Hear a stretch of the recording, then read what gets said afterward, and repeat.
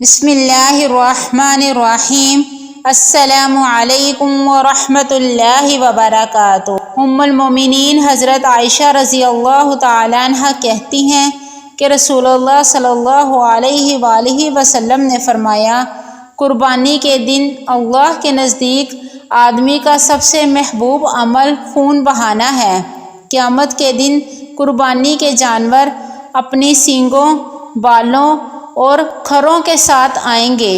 قربانی کا خون زمین پر گرنے سے پہلے قبولیت کا درجہ حاصل کر لیتا ہے، اس لیے خوش دلی کے ساتھ قربانی کرو۔